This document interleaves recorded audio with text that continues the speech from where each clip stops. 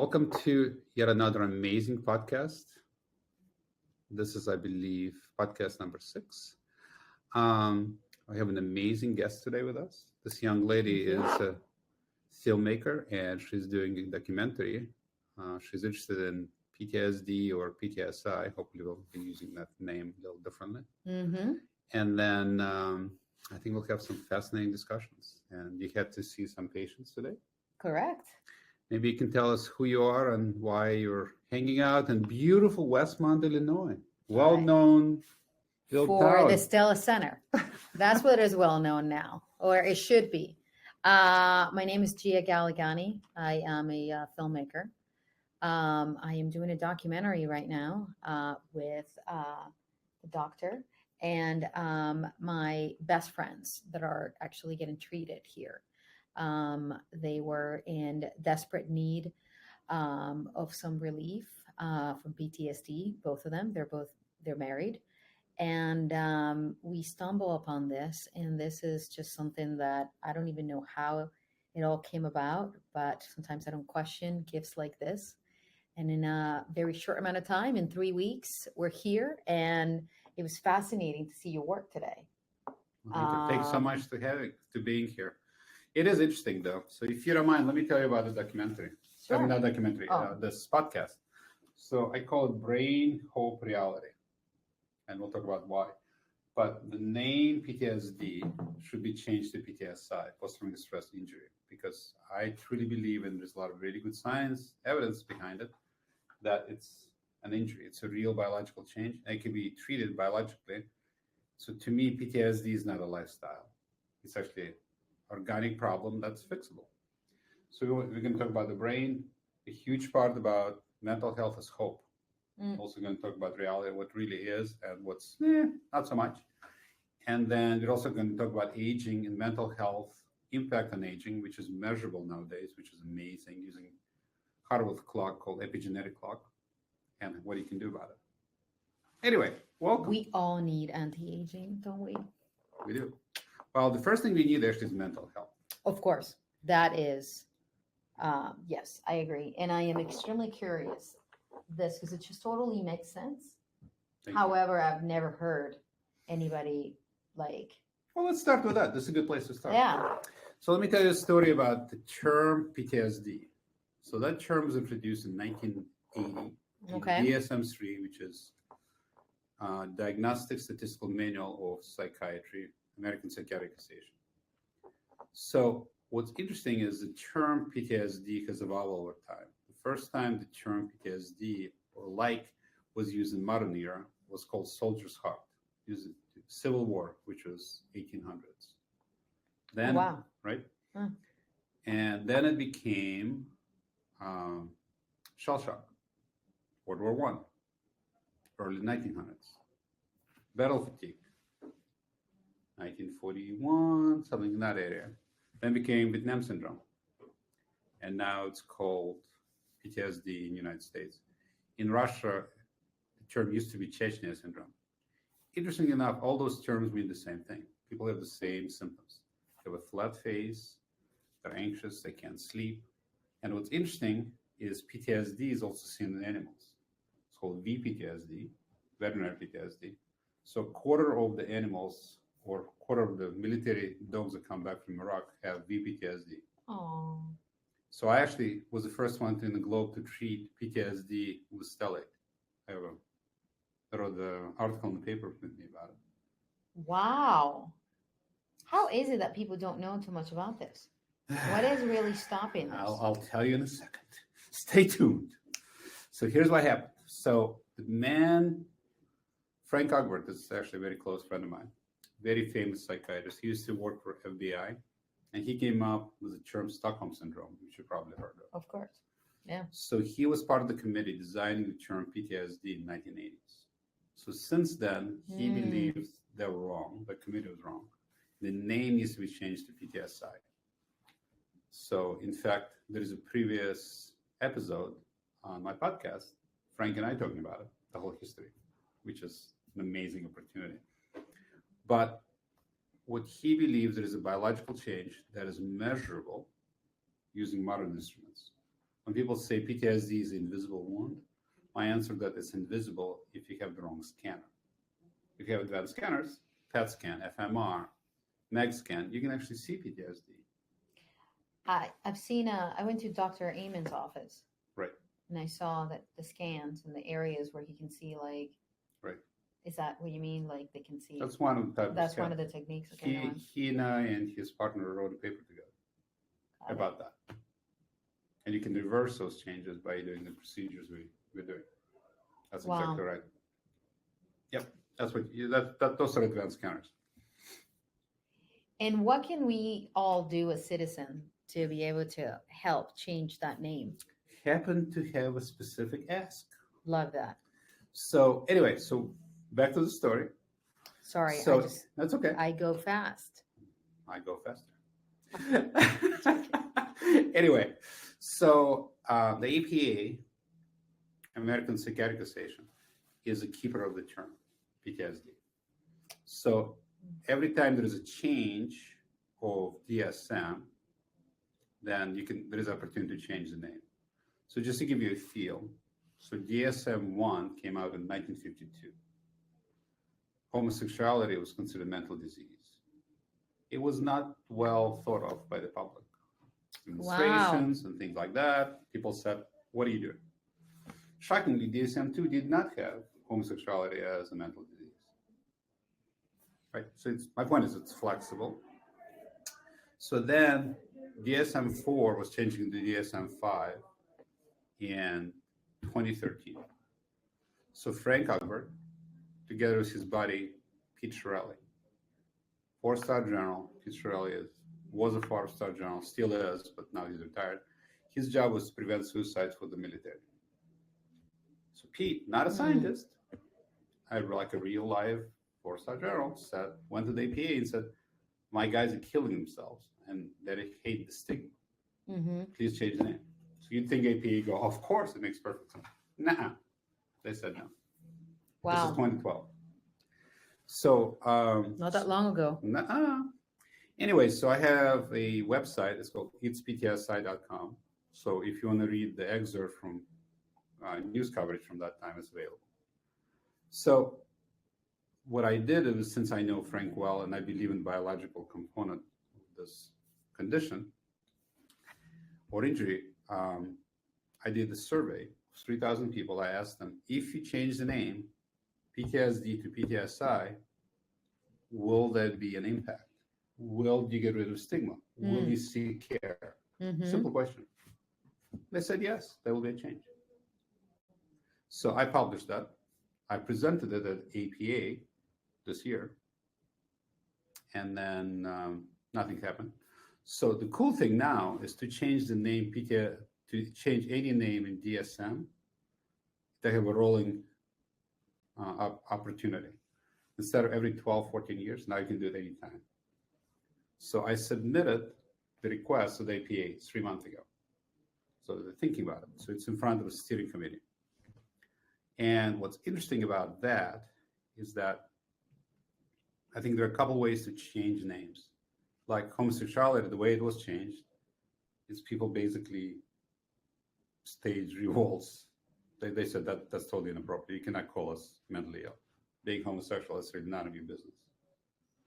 So what I did is I wrote a specific medical reason why the name needs to be changed. So it's interesting to change the name. There's a couple of requirements. One big one is if you can demonstrate that current name causes harm, we will change the name for you. So between DSM-4 and DSM-5, they changed 4 names. One of them was learning disability. And psychiatrists felt that learning disability was too stigmatizing because it should be learning differences. There's also a sexual misalignment or misassignment disorder, and they changed something else. And the main reason they've changed things is because of stigma. Yeah, because when you talk about disability or disorder, or it just makes you, it makes you feel bad. It's like, right. Ooh. Well, disorder also means it's a lifestyle. You're going to be like that forever. So settle in. Rest of your life, you're going to be you're going to have this disorder. It's a permanent. Right. So to me, there's no difference between PTSD, PTSI, or broken leg. You can diagnose both, and you can treat both successfully. What? But using biological means. Instead of saying, knock it off. So we're replacing, just to simplify it, the D represents disorder. Right. And I represents injury. Correct. An injury is something that could heal. Or it can be fixed. It could be diagnosed, but fixed. And the other part in medicine, if you think about it, if you have a broken leg, you can take an x-ray in a human or a dog or a rat. Mm-hmm. The bones look different, but it's obvious. Like, it's not like this, it's like this. So it's a broken leg. You know, it's funny that you say this because my friends, right, that they needed help. He was in the military for 20 plus years. Mm-hmm. And my dear friend has been married to him for 20 years since they were really young. He didn't want to come to terms with the fact that he had PTSD. Right? He's like, I don't have that. Right. And neither she. And come to find out, when they went through, there was a protocol prior to see if this is appropriate for you. Mm-hmm. This protocol. At the end of it, they realized that they had it, but they realized by learning a little bit about some of the signs, I don't want to speak for you, but just. No, go ahead. I'm curious to see how you present, because this way I figure out how successful I was communicating my information. No, because I think that sometimes when somebody just imposes something to you when you're not ready, it doesn't really matter how good and efficient you are. If you don't get people to that place that they could be ready and to hear it, when you impose it, even if you're right, you're just going to push it back. Of course. But just the way that kind of, it was Doc Springer and then your psych nurse, those two steps in that protocol that you have was make them both realize, because at the beginning it was just him.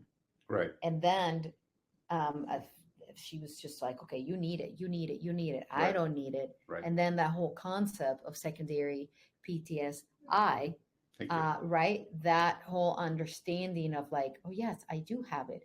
That totally makes sense. But it was she was absorbing and getting educated. So it was registering. So she was open to it.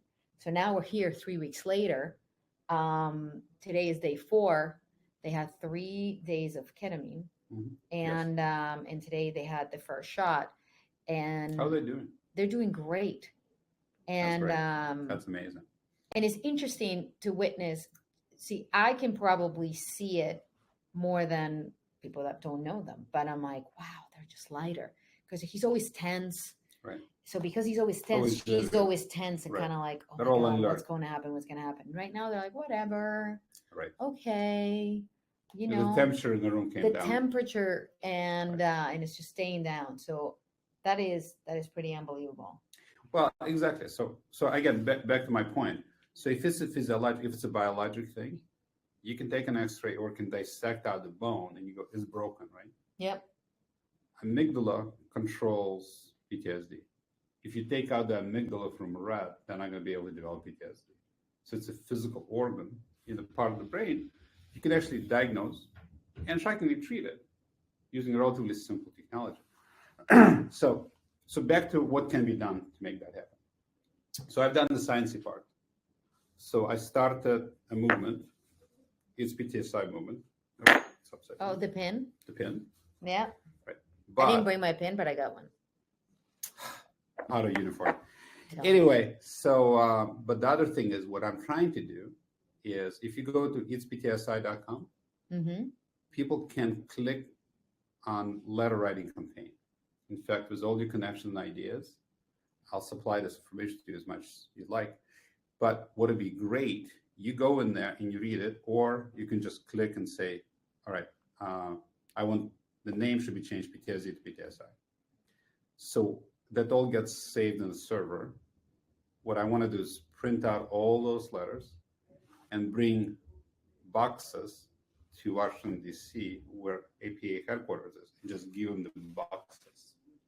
So they can actually see that there's a push behind this, not just me, sciencey discussion. Because if they blew off a 4-star journal and world-famous psychiatrist, I'm just an anesthesiologist. What do I know? I know nothing. No, That's understand? right. It needs to be a Popular movement. a citizens movement. Yes. So if Okay. you can help me with that, We that's should do a perfect. hashtag Perfect. PTSI. Whatever you think. We're starting to make some progress on TikTok, but whatever you think, I'll introduce you to those people. Whatever you think. But the call to action is I like fill call out the to letter. action. Costs nothing. Takes 2 minutes. We're saving the stamps. You don't have to send anything. I'll do all of that. We'll transport the letters. But I'm trying to get a bunch of letters. We're trying to get thousands of letters. Thousands would be great. That's what it requires Yeah. for this Two, to become. If people want to buy this amazing looking pen, let me demonstrate this pen. Yeah. If you can buy this pen, proceeds goes to Erase PTSD Now, which is a non-for-profit just started years ago, which goes to treat people with PTSI. It's beautiful gold pen, and that's the brain right there. Ta-da. Ta-da! Exactly. So I thought if we can do that, that'd be amazing. That's great.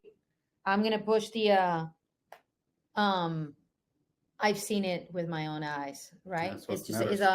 I've had the luxury to come here and see it, right? Maybe the first day, if I had not seen it, this would have been a little bit of a different kind of interview. But after seeing it and feeling it, it is something that not only is it a term that needs to be changed, but like this actual procedure. Perception. We need to change the perception that it's not a disorder, it's treatable, it's doable. There's no stigma having a mental illness. And then, the thing that you gave, if I may, let me walk through what you talked about. So the man, your friend, was involved in serious physical and mental things, being special forces man. Mm-hmm. But what happens is the women go, I've never been to war. How could I possibly have PTSD or PTSI? The answer is very simple.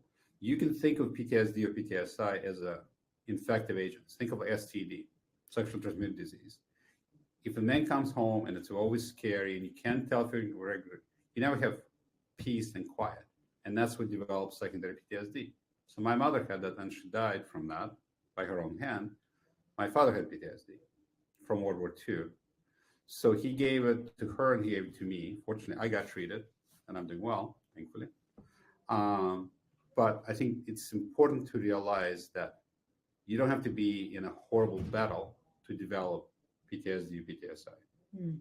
Being neglected, being injured, whatever, all that, it depends how sensitive your brain is. It depends how long the injury, how intense it is for you. And I've treated a dog with PTSD successfully. So it just shows you can also treat rats with PTSD. There was an article from South Korea about that using Stella Center block, which is a sympathetic block. So to me, basically what PTSD or PTSI is sympathetic system, which is fight or flight system, turns on during trauma.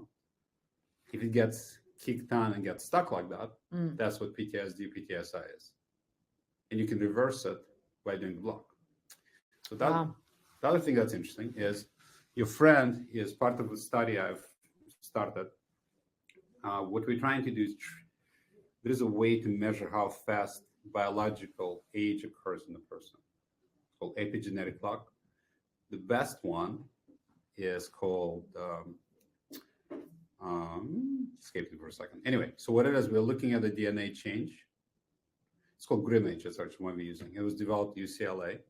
And what happens is you can actually measure and see how fast people age. What that means is based on this clock, it has a high predictive capability when people are going to die, right? So that's a very meaningful thing to use. When I checked mine, I was 2 years younger than my chronological age. I want to do that. Yeah, we can check that. I'm joking. Anyway, well, you're a young lady. I'm getting older. But what's interesting is PTSD or PTSI has been shown to speed up the biological clock. We know that people with PTSD die of heart attacks twice as fast as people without it. See, right? That is key. Not interesting. And it turns out if you can reverse PTSD, then you can reverse biological clock. That's my hypothesis. At least there's one paper that shows that using other methodology, they could reverse PTSD or stop it, and they could reverse aging and measure it. Isn't that cool? That is insane. Okay, we are ready. Yeah, let's do like 5 minutes. We'll close out. Perfect. Anyway, yeah, we have to go interview. Interesting. But that's kind of the basic thing. So now I understand why you were interested in this, because your friends were suffering. You were trying to get help for them. Correct. And now, I mean, the last thought that I would like to leave in here is that as a storyteller, you always find like, what is that next thing that you want to do, right? Because you have to dive in so deeply into something, right, for a while. And I just definitely was looking for something that I don't cure anything, right, as a storyteller, but I would love to help people that do such work and just kind of elevate it and get it out there. So I disagree with that, if I may. Well, you may not be a doctor, but think about it. If your documentary or your voice or people you have access to, Hollywood, whatever, can promote the name change. So our rubric is that, or kind of my byline is that, stop the stigma, save a life. You can be stopping the stigma, and you can actually truly save a life. That's meaningful, and that is meaningful because it's like it's not. Say, yeah, exactly. It's and I mean, I'm speechless, and I'm rarely speechless, but I believe that.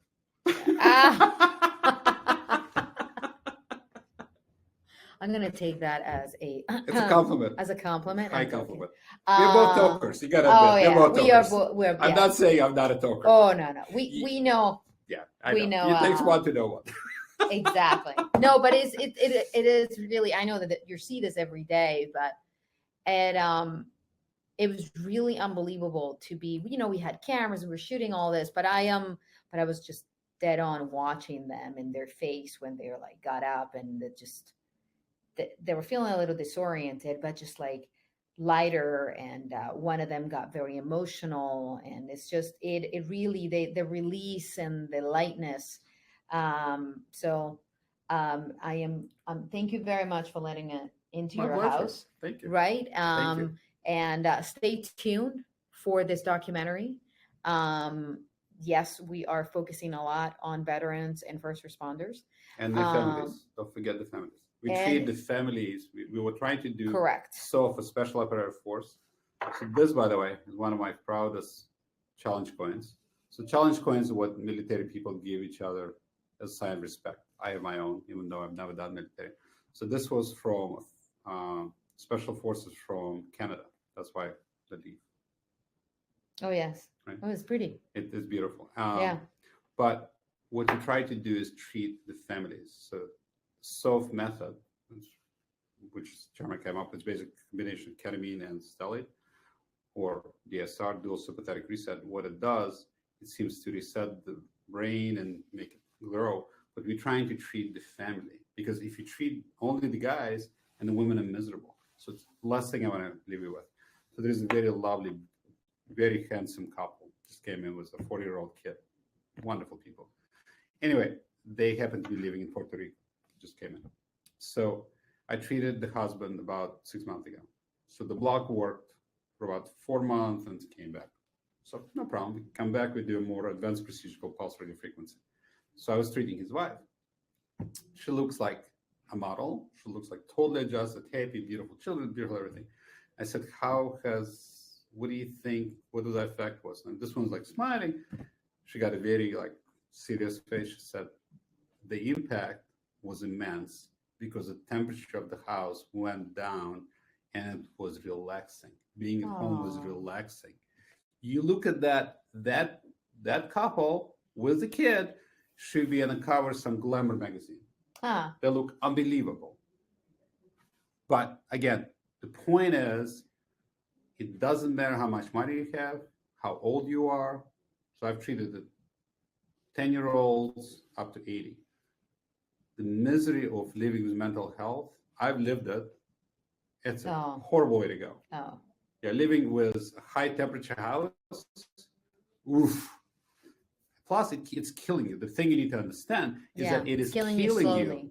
It's making some faster than others, but it's making you age faster, causes heart attacks, strokes, all those things. Isn't that amazing? People don't think about it. They go, oh, it's all in your head. Oh, no big deal.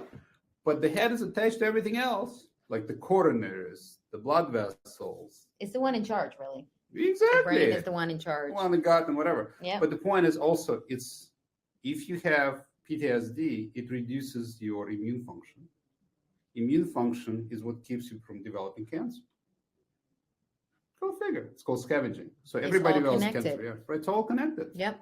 So mental health is key. I think PTSI should be at least addressed. Doesn't mean we can fix all of it, but if you don't even try, if you don't know, that's a big problem, right? But if you know, then you can start to seek care. And if you're interested in more information, plug in my book here, Invisible Machine. Oh, thank you. Thank you for having me. My pleasure. Thank you so much. Thank you. Bye. All the struggle and pain